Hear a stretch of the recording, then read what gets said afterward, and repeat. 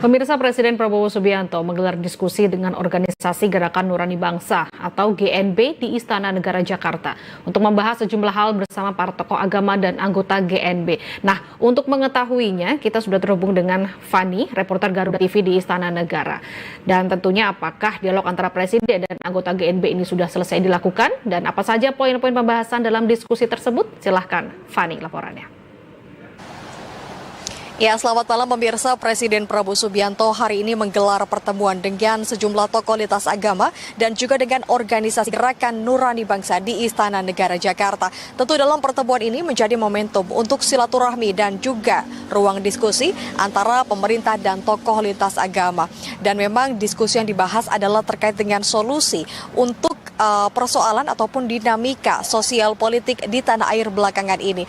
Tadi usai pertemuan ini selesai digelar kurang lebih pada pukul 20:15 waktu Indonesia Barat, ini dari pihak Gerakan Nurani Bangsa menyampaikan sejumlah poin yang disampaikan di hadapan Presiden Prabowo Subianto. Yang pertama tentu terkait dengan bagaimana kepala negara dapat menyelesaikan dan juga dapat mengkaji adanya tuntutan 17+8 atau tuntutan rakyat. Dari GNB berharap Presiden Prabowo mampu menerapkan 3 hal. Yang pertama, mendengarkan rakyat, mengkaji dan juga mempertimbangkan sejumlah poin-poin dalam 17+8. Tidak hanya itu, dari GNB juga berharap agar pihak pemerintah ini membentuk komisi investigasi independen untuk bisa menguak dan juga mengawal adanya kasus-kasus yang memang ini terkait dengan kesejahteraan dari masyarakat, khususnya memang menjadi korban ketika aksi demonstrasi besar-besaran. Kemudian tadi dari GNB juga menyampaikan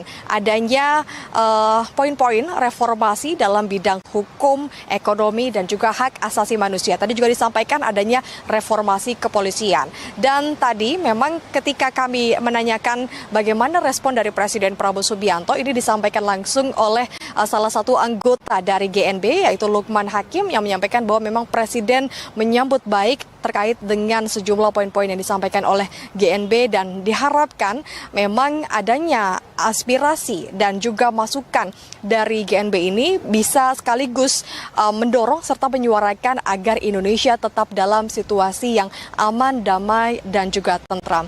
Kemudian pemirsa, kalau kita melihat lagi adanya pesan kebangsaan ini, memang sebelumnya di tanggal 3 September 2025, Gerakan Nurani Bangsa telah menggelar diskusi terlebih dahulu secara internal. Ini ada sejumlah poin yang memang juga disampaikan.